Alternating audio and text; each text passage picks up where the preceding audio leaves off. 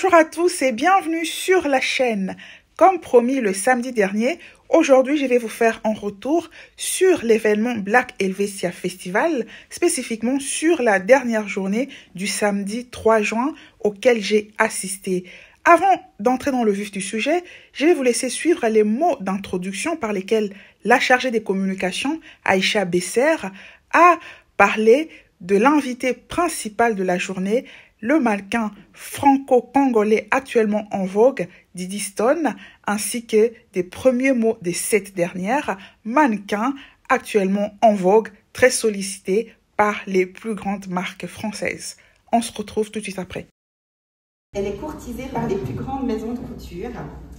Avec 1,6 million de followers sur les réseaux sociaux, elle est également ambassadrice de l'UNICEF et s'engage à faire évoluer la situation des jeunes filles mariées de force en République démocratique du Congo. On dit d'elle qu'elle ne se contente pas de correspondre à des canons de beauté, elle les façonne à son image. Alors quel est son secret? Nous n'allons pas tarder à le découvrir. Je suis très honorée et très contente d'être ici parmi vous. Ça me fait vraiment plaisir que vous ayez cet intérêt pour ma personne. Merci beaucoup. Et j'ai trouvé tout simplement ça naturel et normal en fait pour moi d'être là ce soir. Je trouve ça très bien qu'on n'attende pas les autres en fait pour se mettre en avant et pour être honoré tout simplement. Ici Sandra de la boutique Sandra Bella Mode. Vous avez notre boutique de mode en ligne basée à Genève et la boutique physique en République démocratique du Congo, précisément dans la ville de Bukavu, à l'est du pays, province du Sud Kivu. Retrouvez toutes les informations concernant nos deux boutiques, notamment pour vos commandes, en barre des descriptions de cette vidéo. Au sein de notre boutique en ligne à Genève, vous trouvez notamment les articles phares de notre marque, à savoir nos articles faits à la main avec des perles qui sont généralement des articles personnalisables pour lesquels vous pouvez choisir le style et la couleur. Vous trouvez également des articles en laine faits à la main qui sont aussi personnalisables. Voilà donc pour ce spot publicitaire comme d'habitude. Et maintenant, nous allons aborder le vif du sujet, c'est-à-dire la présentation du festival Black Helvetia qui s'est déroulé à Neuchâtel en Suisse, événement auquel j'ai assisté. Je vais vous parler de cet événement à travers trois parties. Premièrement, je vais vous faire savoir comment j'ai appris l'existence même de cet événement. Ensuite, je vais brièvement vous parler des personnes à l'origine de l'événement. Enfin, je vais vous présenter le contenu même du programme. Et c'est parti!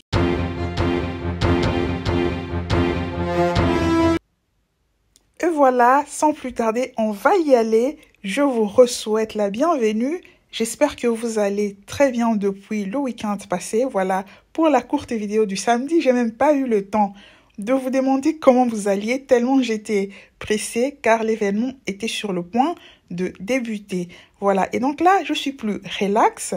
Aujourd'hui, j'ai décidé exceptionnellement de faire une vidéo ce lundi soir, vu que je n'ai pas pu le faire hier dimanche. Voilà. Et donc, comme je vous l'annonçais tout à l'heure, je vais commencer par le premier point concernant cette activité Festival Black Helvetia. Je vais vous dire d'abord comment j'ai entendu parler de cet événement qui s'est déroulé à l'hôtel, voilà, Beau-Lac à Neuchâtel, que vous avez devant vos yeux. Voilà l'hôtel. Et donc, comment j'ai entendu parler de cette activité au point d'y aller alors que ce n'était pas prévu? Car si vous vous souvenez, le dimanche dernier, je vous ai donné rendez-vous pour le dimanche suivant, c'est-à-dire pour hier, car je prévoyais une toute autre vidéo. Et donc, le programme du festival Black Helvetia, c'est un programme qui a été improvisé. J'en ai entendu parler par une dame exceptionnelle dont je vous ai déjà parlé sur cette chaîne. Voilà. Vous vous souvenez, il y a quelques mois, en tout cas, plusieurs mois d'ailleurs, j'avais fait une vidéo, environ 4 mois, ou voire même 5. Je mets la vidéo en barre des descriptions je vous avais parlé d'une dame congolaise qui était tombée par hasard sur mes vidéos et avait voulu acheter des chaussures. Elle avait aimé les chaussures, voilà, les escarpins des couleurs noires que vous avez devant votre écran. Elle avait voulu les acheter au prix des gros car elle tenait une boutique à Kinshasa. Et donc, j'avais fait une vidéo pour vous montrer l'expédition de sa marchandise vers la Belgique, où elle avait voulu que j'envoie sa marchandise, bien qu'elle soit, elle, basée en Angleterre. Je parlais donc dans cette vidéo de la force des réseaux sociaux, où une personne qui ne vous connaît pas du tout va voir vos articles et décider de les acheter. Voilà. Elle avait passé sa commande. Elle s'appelle Stella Feza. Voilà. Elle a passé sa commande que je lui ai envoyée vers la Belgique et ensuite de la Belgique, le colis a été expédié à Kinshasa. Et donc, au courant de cette semaine qui vient de s'écouler, elle m'a contactée. Je crois que c'était le dimanche soir, je crois, après que j'ai posté la vidéo du dimanche. Voilà. Donc, les dimanches passés, elle me contacte pour me dire qu'elle était à Neuchâtel pour le festival, voilà, Black Helvetia. Je n'en avais jamais entendu parler. Et elle va me dire que c'est un festival très intéressant car les personnes qui ont fondé ces festivals sont des femmes congolaises juristes et elle aimerait que je rencontre spécifiquement une de ces femmes car elle a étudié avec elle, elles ont fait le droit ensemble au Congo. Ah bon? Quelle surprise! Et là, moi, je vais lui demander, mais tu es juriste? Parce qu'on avait parlé que du business, on n'avait jamais parlé de nos domaines d'expertise respectifs.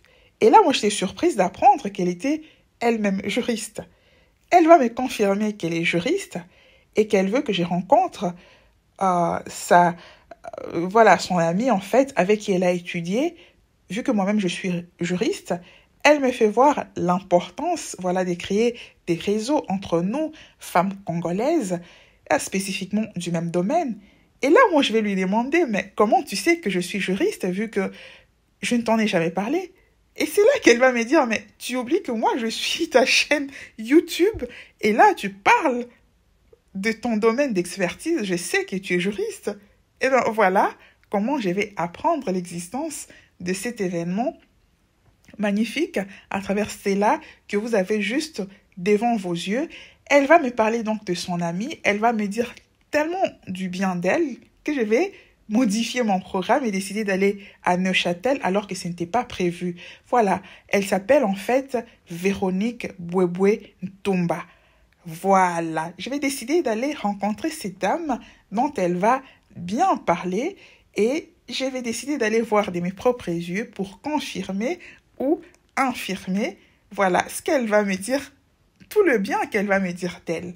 Voilà donc comment je vais décider à l'improviste de me rendre à Neuchâtel pour cet événement. Et là, sur la photo, vous avez justement les deux dames, Stella, qui m'a parlé de l'événement, ainsi que son amie, Maître Véronique Ntumba, qui est l'une des fondatrices de l'événement Festival Black Helvetia. Comme on dit, le monde est petit. Stella, j'espère que tu ne vas pas me coller un procès de mettre ta photo, voilà. Dans tous les cas, si tu l'as fait, je vais prendre Maître Véronique comme mon avocate, voilà. Et donc voilà, c'est après qu'elle me parle de l'événement que moi je vais alors aller sur Internet pour vérifier le programme. Je vais alors découvrir que le samedi, les seuls jours où je pouvais me rendre à Neuchâtel, car comme je le disais, le programme a commencé au courant du mois de mai, à la fin du mois de mai. Moi, j'ai donc décidé d'y aller le dernier jour et c'est le jour où l'invité spécial, l'invité d'honneur, c'était Didi Stone, mannequin coqueluche actuel des grandes marques françaises et ça va renforcer ma motivation d'y aller et voilà comment je vais m'embarquer vers Neuchâtel. À noter que Stella et moi, on ne s'est pas du tout vus étant donné qu'elle n'a assisté à l'événement que pour 2 jours à la fin du mois de mai, voilà, le 28 et le 29, Et donc, elle a quitté la Suisse vers l'Angleterre. Du coup, moi, je me suis rendue pour l'événement le 3 juin. On ne s'est pas croisé à Neuchâtel. Et sans plus tarder, je vais aborder la deuxième partie de la présentation pour vous parler un peu des personnes à l'origine de cet événement magnifique.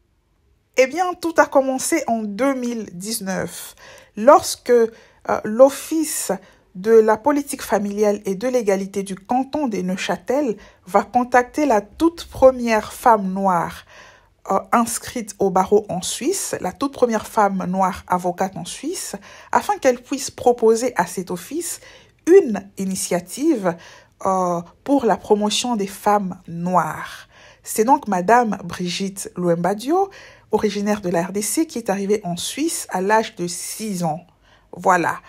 Elle va donc concerter les différentes femmes qu'elle connaissait, des femmes, voilà, instruites, pour pouvoir proposer quelque chose dans ce sens-là. C'est ainsi que va naître l'association Mélanine Suisse, comprenant 9 femmes afro-descendantes à la base, dont Maître Véronique Bouéboué, voilà, l'amie de Stella, qui avait acheté mes chaussures dont je viens juste de vous parler. Et donc, ces femmes vont décider, à travers cette association Mélanine Suisse, de mettre en place le festival Black Helvetia, qui a commencé, comme je le disais, l'année dernière, en 2022. L'initiative a pour but de mettre en avant les femmes afrodescendantes dans différents domaines, spécialement dans des domaines où on les voit pas trop souvent, c'est-à-dire les professions qualifiées. Ainsi, dès cette année 2022, au mois d'octobre, des femmes afrodescendantes, dont des femmes congolaises, qui exercent des professions qualifiées, notamment dans le domaine de la médecine, du droit, vont être invitées pour venir parler de leur parcours, de leurs challenges, de leurs défis, ainsi que de la manière dont elles ont surmonté les difficultés qu'elles ont rencontrées à travers leur parcours. Voilà. Et le festival va se poursuivre au courant de cette année 2023 avec le thème principal pour cette année, à savoir l'art et la mode. Comme je le disais, le festival a commencé au mois de mai, mais j'ai précisé que moi j'allais me concentrer sur le tout dernier jour du festival pour l'année 2023, à savoir la journée du samedi 3 juin, journée au courant de laquelle j'ai assisté à l'événement prévu. Et donc, pour les autres événements de cette année pour le festival, je vous informe que des femmes, des grandes dames comme Rokhaya Diallo ou Christiane Taubira ont été invitées. Je vais vous inviter à aller sur les sites du festival pour voir, voilà, comment le programme s'est déroulé, que ce soit pour cette année ou pour les années, pour l'année passée, vu que moi je vais me concentrer spécifiquement sur la journée du samedi 3 juin. Voilà. Et donc, en arrivant à Neuchâtel, je vais rencontrer Véronique Bouéboué, Maître Véronique Bouéboué, et je vais apprécier sa personnalité. En tout cas, tout a été vrai de ce que Stella m'a dit d'elle, une femme joviale, voilà, très ouverte. Et donc, on va discuter un peu. Et en fait, Stella nous avait déjà mis en contact avant que je n'y aille. Elle lui avait envoyé mon numéro comme elle m'avait envoyé son numéro. On s'était déjà parlé avant que je n'arrive à Neuchâtel. Voilà. Et donc, nous planifions de travailler et de collaborer sur différentes choses. Voilà, dans le futur, dont je vous parlerai au moment opportun. En fait, mon intuition me trompe rarement. La première impression que j'ai souvent d'une personne est généralement la bonne et sa personnalité m'a plu. Et voilà, sans plus tarder, je vais donc vous parler du déroulement de la soirée en date du 3 juin, le samedi. À noter qu'il y a eu d'autres activités prévues ce jour-là dans la matinée auxquelles je n'ai pas assisté, donc je ne vais pas vous en parler. Ici, je vais me concentrer, vous parler de l'activité de la soirée à laquelle j'ai assisté. Pour la soirée, donc, l'activité a commencé un peu après 19h. C'était exactement à 19h30. Voilà. Et il y avait 3 activités dans la soirée. Premièrement, il y avait l'entretien exclusif avec Didi Stone. Ensuite, il y avait une table ronde où d'autres femmes afrodescendantes ont rejoint Didi Stone pour une discussion, notamment sur les canons de beauté. Enfin, il y avait un défilé de mode magnifique dont je vais vous présenter un extrait. Pour ce qui est de l'entretien exclusif avec Didi Stone, dont je vous ai déjà présenté un petit extrait à l'introduction, ce dont j'en ai retenu, c'est que c'est une jeune fille qui a du caractère en étant humble. Voilà, elle est humble, elle est ouverte, elle a du respect, mais en même temps, quand elle n'est pas d'accord avec quelque chose, elle le fait savoir. C'est vraiment une personnalité que j'ai appréciée. Voilà, comme moi je l'ai dit, généralement, ma première impression sur une personne est la bonne. Et d'ailleurs, je vais vous laisser suivre un autre tout petit extrait de Didi Stone. On se retrouve tout de suite après pour la deuxième activité de la soirée. D'un point de vue en tant que femme, déjà, en tant que femme noire, ça a été encore beaucoup plus difficile. Je pense que la société ne leur a pas fait de cadeau, elles ont dû s'affirmer, elles ont dû littéralement même s'imposer, même en tant que telles. Et je pense que oui, ça m'a toujours inspirée en me disant que non, il faut te battre, il faut être comme ces femmes-là, de véritables lionnes en fait, et ne même pas avoir peur de devoir, s'il faut, montrer les griffes et les crocs, et voilà. Et ça t'arrive de le faire, de devoir... bien sûr. Oui, bien sûr. Dans quelles circonstances?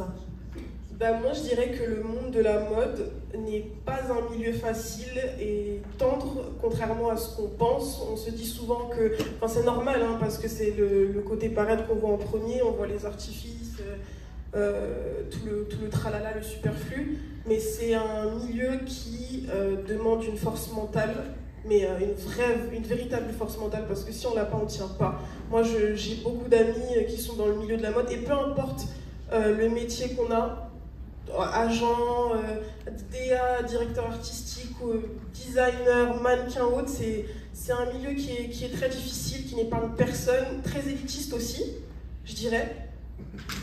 Et oui, j'ai beaucoup de fois, j'ai dû, après avoir pleuré avec ma maman et tout, il faut se relever, etc.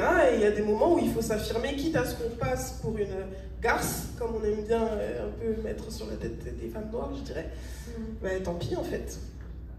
On est là, on sait ce qu'on vaut, et puis tant pis. En fait, tant pis. T'influence dans qui tu es? Ben, les Congolais, on aime s'habiller. Je pense que ça, c'est pas un secret. On aime s'habiller, on aime prendre soin de soi. Et je pense que c'est même, en fait, pour nous, une forme de self-respect. En fait, pour nous, on peut pas, c'est comme ça, on peut tout. On peut pas, on doit toujours être soigné. Et moi, ma maman, elle est juste là devant. Elle a toujours été, depuis que je suis petite, moi c'est aussi mon icône, hein, elle est tout le temps apprêtée, magnifique, bien habillée, bien parfumée. Mon père, l'artiste, bon, lui c'est l'extravagance aussi, c'est le côté très artistique, il ose beaucoup, etc. Et je pense que oui, j'ai grandi, j'ai baigné dans ça en fait. Et puis bien évidemment, à chaque fois, parce que moi j'ai toujours fait des allers-retours entre Paris-Kinshasa, Paris-Kinshasa, en vrai, véritablement on va dire que j'ai grandi entre les deux. Hein. Et c'est sûr que la culture, la sapologie, comme on dit chez nous et tout, je pense que sans cette base-là, je ne serais pas ce que je suis maintenant. Et voilà pour le court extrait de Didi Stone. Voilà l'extrait, en fait, l'entretien était assez long, environ 35 minutes. Je ne pouvais pas tout mettre. Voilà, donc j'ai choisi quelques extraits intéressants. Elle a parlé de son père, voilà, de la sapologie en RDC. Parlons de son père. Elle a parlé de ce côté artistique, justement parce que son père, c'est la star de la musique congolaise Kofi Olomide. Vous l'avez entendu aussi parler de sa maman, voilà, qui l'accompagne généralement dans la plupart des différentes activités. Voilà, sa meilleure amie. Elle était là, devant, elle accompagnait encore pour cet événement. Enfin, j'aimerais parler de la manière dont elle a été recrutée pour devenir mannequin. Elle l'a dit, mais je n'ai pas enregistré cet extrait-là, mais je trouve que c'est important. Elle a expliqué que c'est dans la rue, voilà, je crois qu'elle prenait le métro ou quelque chose comme ça. Et puis, il y a un chasseur de mannequins, comme on les appelle, ces personnes-là qui cherchent des jeunes filles au physique de mannequins dans la rue. Elle a été repérée par une de ces personnes et c'est comme ça qu'elle va intégrer le mannequinat. Elle avait 15 ans. Elle explique qu'à la base, elle rêvait de sa vie comme tout le monde, voilà, finir ses études secondaires et puis elle comptait faire le droit, voilà. Et puis, le destin a fait qu'elle a été repérée et puis elle est devenue mannequin. Et pour conclure, je vais parler d'un de ses projets, voilà, dont elle a parlé elle-même. Elle a pour ambition de créer sa propre marque qui sera très certainement une marque de vêtements. Et voilà, nous allons donc passer à la deuxième activité de la soirée. Je vous l'annonçais beaucoup plus loin. Didi Stone a été rejoint par 3 autres femmes pour une table ronde, voilà, où elles ont discuté notamment des canons de beauté. Et justement, les femmes qui ont rejoint Didi Stone sont Nadine Mateki, styliste capillaire, Whitney Toiloy, mannequin Miss Suisse en 2008, et Bad Girl Cassie, danseuse et chorégraphe. À noter que Nadine Mateki est moitié congolaise de la RDC et moitié congolaise du Congo-Brazzaville. Bad Girl Cassie est de la République centrafricaine et enfin Whitney Toiloy est suissesse. Voilà, elle est suissesse métissée, Whitney Toiloy. Je vous l'annonçais, les différentes intervenantes ont discuté de la nécessité de s'approprier ses propres canons de beauté par rapport à soi et de ne pas s'identifier aux canons de beauté extérieurs, c'est-à-dire de la société occidentale, qui font que beaucoup de femmes afrodescendantes sont complexées parce qu'elles s'identifient par rapport aux canons qui veulent leur imposer la société occidentale. Il s'agit donc de s'approprier ses propres canons de beauté et la famille a un grand rôle à jouer. La culture transmise à l'enfant, sa culture africaine est très importante. Personnellement, j'ai remarqué que les jeunes filles qui grandissent en Occident ont ce problème beaucoup plus prononcé par rapport aux jeunes filles qui grandissent en Afrique. Personnellement, c'est un problème que je n'ai jamais eu des pensées un seul instant que j'aurais pu ne pas être belle parce que moi j'ai grandi en sachant que j'étais belle parce qu'on me le disait en famille, les amis et tout cela. Et donc moi je suis arrivée en Occident adulte et personne au monde n'aurait pu me convaincre me dire même que je n'étais pas belle. Et donc là je vais vous proposer un extrait très intéressant où la question a été posée aux 4 dames de savoir si elles se trouvaient belles et si ça a toujours été le cas. Je vous laisse suivre leurs réponses. J'aimerais savoir si ça a toujours été le cas. Qui souhaite commencer? Moi, je suis bien. Oui, vas-y. Étant jeune, je ne me trouvais pas belle. Mais déjà aujourd'hui, tu te trouves belle? Aujourd'hui, je me trouve canonissime.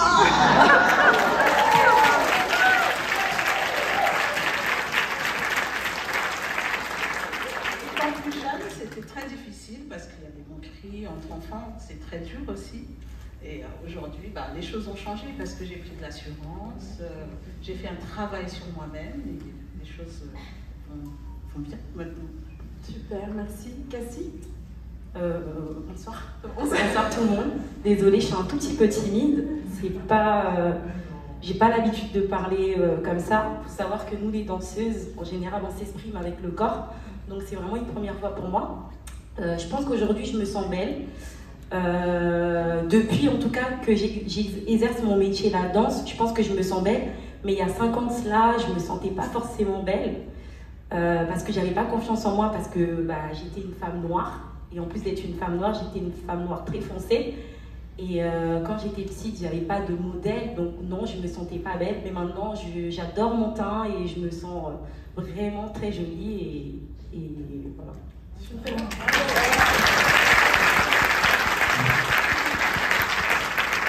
La même question pour toi, Whitney. Alors, aujourd'hui, oui. À bientôt 33 ans, vraiment, et je suis très confiante, je suis bien dans ma peau. Mais pour y arriver, c'était pas facile. Alors oui, j'ai gagné Miss Suisse à l'époque, mais j'étais sur la période où j'étais le plus complexée. C'est-à-dire que j'étais une des seules métisses dans ma classe. On est une famille de grands, donc je dépassais déjà tout le monde. J'étais très très fine. Et c'est vrai que j'avais des remarques très racistes. J'avais tout le temps envie de me lisser les cheveux du coup à outrance parce que je voulais ressembler à mes copines qui avaient les cheveux lisses, qui étaient plus clairs de peau. Et c'est vrai que j'ai même refuté, je dirais, mon côté noir en fait, tout simplement, mes origines en fait. Je les refutais complètement parce que j'évoluais dans un monde très blanc et du coup qui m'a fait que j'étais complexée et que je me trouvais vraiment pas jolie. C'est quand même dingue quand même qu'on ait les plus belles femmes du monde à nos côtés et qui soient passées par des moments où elles ne se sont pas trouvées belles.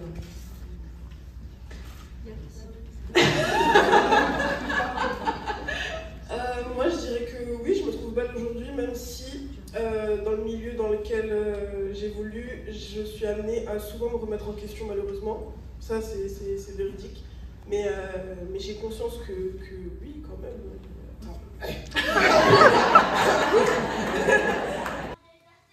Et voilà, c'était donc là le résumé de la table ronde et les réponses de ces dames nous interpellent, nous, parents de petites filles afrodescendantes en Occident, de l'importance de leur insuffler de l'estime de soi à travers leur culture essentiellement et par les compliments. La culture, dans ses aspects positifs, voilà, qui comprend des éléments comme la cuisine, voilà, la beauté, la mode. Cette culture-là, africaine, est importante car elle permet la construction d'une personnalité solide. Quitte à ce que les mauvaises langues disent que l'enfant est arrogant, ça n'a rien à voir. Il s'agit de l'estime de soi, étant donné que cette problématique est plus prononcée en Occident, où les canons de beauté sont complètement différents des canons de beauté en Afrique. Et par conséquent, le besoin de construire une forte estime de soi pour l'enfant est plus prononcé en Occident par rapport à l'Afrique. Moi, j'ai toujours dit qu'il vaut mieux un enfant qui a un excès d'estime de soi plutôt qu'un enfant qui a une faible estime de soi, car cet enfant-là peut facilement être victime de tout et de n'importe quoi. Vous trouverez des parents africains, afrodescendants en Occident qui vont vous dire qu'ils n'apprennent pas, voilà, les langues africaines à leurs enfants. Ils vont faire quoi avec cela? Et patati et patata, ne comprenant pas qu'ils sont en train de poser le lit des personnalités faibles, facilement manipulables, en négligeant des aspects essentiels de la culture qui va construire une personnalité solide pour leurs enfants, la langue étant un de ces éléments importants de cette culture. Et justement, Bad Girl Cassie explique qu'elle a grandi avec ce mal-être, avec cette vérité, fausse vérité qu'on lui a inculquée en grandissant qu'elle n'était pas belle. Et c'est au moment où elle a décidé de renouer avec sa propre culture, d'explorer cette culture, qu'elle a commencé à se sentir mieux et qu'elle a commencé à se trouver belle. C'est vous dire à quel point la culture africaine d'un enfant afrodescendant qui grandit en Occident contribue à construire sa personnalité. Voilà, tout simplement parce que le problème, c'est on élève les enfants en voulant les assimiler à une culture qui n'est pas la leur. Et ces enfants-là, lorsqu'ils vont recevoir, ces remarques qui vont leur faire comprendre que cette culture-là n'est pas la leur, et étant donné qu'ils ne se sont pas construits à travers cette autre culture africaine, ils se trouvent dans un vide qu'ils ne peuvent pas surmonter, d'où un mal-être profond. La culture pour un enfant afrodescendant, surtout qui grandit en Occident, on ne le dira jamais assez, la culture africaine est très importante, permet de construire des enfants équilibrés avec une personnalité solide que nul ne peut ébranler. Et voilà, après cette table ronde, Nadine Mateki, qui est, comme on l'a dit, styliste capillaire, a présenté 3 de ses coiffures afro. Je vous laisse suivre l'extrait, on se retrouve tout de suite après. Chez nous, on appelle ça les chicottes. Ce sont les tiges. Et aujourd'hui, donc, je vais vous présenter mes 2 modèles qui sont là, juste derrière vous. Vous pouvez les voir avec vous.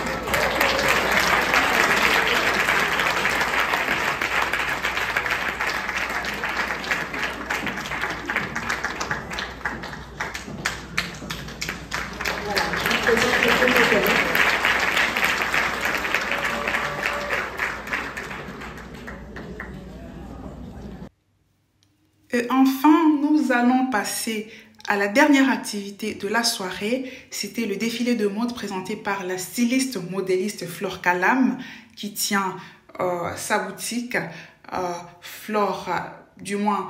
Soleil Wax à Neuchâtel. Elle a présenté des magnifiques tenues. Je vais vous laisser encore ici suivre l'extrait. On se retrouve tout de suite après pour la conclusion.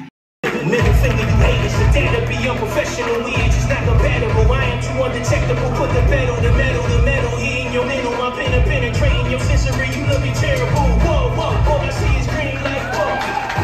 East New York, Brooklyn, left club. My life might be an iPhone. Third eye, I see the rifle. See my rifle. We got light. We got light. Yeah. We got light. Tell the people we coming through. We got light.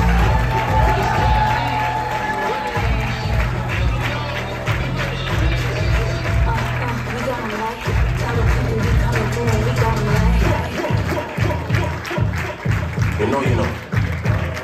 We creme de la creme. They give us accolades, but that's not what we do. Is we send praises out here. Brotherhood tight, sisterhood tight. They should build a team players. We all shooting in the gym. Got the guys, but we got the F around. We gotta go to war and we fight to the death. Got a better man, but if I was, then you ask me how I put my money on. You know I put it on them. They gotta respect, they gotta take their help and respect. I want them word bomb, be a killer. In the field, working with bullets, fly like we get our rap. Do this for the family, I rap it, this the deep in them. Stand up, solid soldiers, with me, we don't back off. I don't deal with lip toast, brothers like I'm lactose. Every time I come in first, they act like they was rooting for me. Whole time I know they wanted me to come in last. La ilaha illallah, Muhammad Rasulullah. If it weren't for you, I know I wouldn't have made it through Allah. Money protection on this mission that I pursue Allah. I know what you behind me, there ain't nothing I can't do Allah. You know. We got light.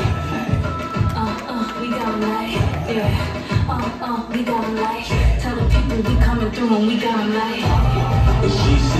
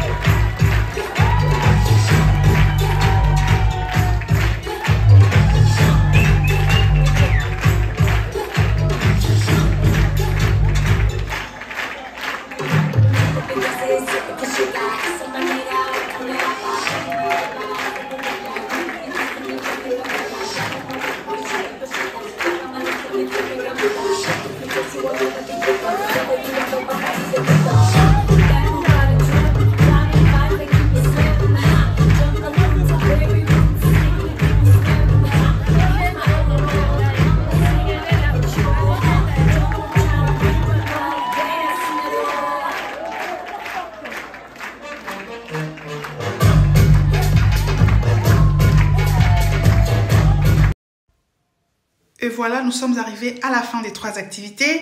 Je ne vais pas vous dire que l'événement était magnifique. Je vais vous laisser juger par vous-même à travers les images que vous avez vues. Voilà, la salle était pleine, une salle d'environ 200 places et plus je crois.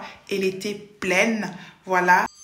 Et pour le prix, j'ai oublié d'en parler, c'était seulement 25 francs suisses. Voilà, à noter que les organisatrices, c'était en partenariat avec voilà l'Office de la politique familiale, voilà, et de l'égalité du canton de Neuchâtel. Voilà, donc on peut dire que les billets n'étaient pas du tout chers par rapport, voilà, à l'événement, à la grandeur de l'événement. Enfin, il s'est posé la question a été posée à l'auditoire sur la suite de cet événement, car il faut souligner que l'Office de la politique familiale et de l'égalité a mis en place cette initiative dans le cadre de 30 ans de sa politique d'intégration culturelle. Voilà, c'était donc un soutien sporadique pour l'activité. Seulement, c'est une activité dont on ressent le besoin, surtout pour les premières concernées, à savoir les femmes afrodescendantes en Suisse. Donc, la question a été posée à l'auditoire et à l'unanimité, le désir a été que le festival puisse continuer. Voilà, nous sommes donc arrivés à la fin de cette vidéo, longue vidéo mais importante. J'espère qu'elle vous a plu et je vous donne un rendez-vous pour le dimanche prochain pour un autre sujet tout aussi croustillant comme d'habitude. Au revoir!